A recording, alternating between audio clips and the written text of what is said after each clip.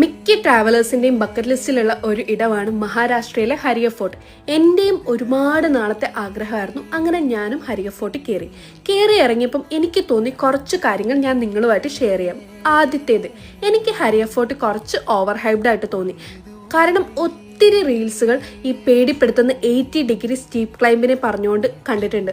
പക്ഷെ നമ്മൾ ഈ ട്രെക്ക് സ്റ്റാർട്ട് ചെയ്തിട്ടുണ്ടെങ്കിൽ നമുക്ക് അങ്ങനെ ഒരു 80 ഡിഗ്രി ഫീലേ വരുന്നില്ല. ഒരു നോർമൽ മല കയറുന്നത് പോലെ മാത്രമാണ് തോന്നുന്നത്.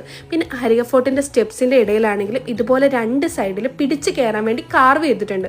സോ അത് നമുക്ക് പിടിച്ച് കയറി ഈസി ആയിട്ട് കംപ്ലീറ്റ് ചെയ്യാൻ പറ്റുന്ന ഒരു ട്രെക്കാണ് ഹരിയ ഫോർട്ട്.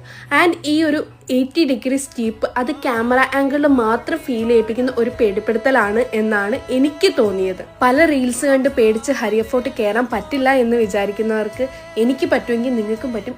ഈസി ആയി കംപ്ലീറ്റ് ചെയ്യാൻ പറ്റുന്ന ഒരു ട്രെക്ക് മാത്രമാണ് ഹരിയ ഫോർട്ട്. രണ്ടാമത്തത്, ഹരിയ ഫോർട്ട് റൂൾ ചെയ്യുന്നത് തന്നെ കുറച്ച് കുരങ്ങന്മാരാണ്. സോ ഹരിയ ഫോർട്ട് കയറാൻ പോകുമ്പം ബിസ്ക്കറ്റോ വെള്ളമോ അല്ലെങ്കിൽ ബാഗോ ഇല്ലാണ്ട് വേണം കയറാൻ. കാരണം ചെക്ക് പോസ്റ്റിൽ എങ്ങനെ ചെക്ക് ചെയ്യോ അതുപോലെ കുരങ്ങന്മാർ നമ്മളെ പോക്കറ്റ് അടക്കം ചെക്ക് ചെയ്തിട്ടേ നമ്മളെ മേലേക്ക് കയറ്റി വിടത്തുള്ളൂ.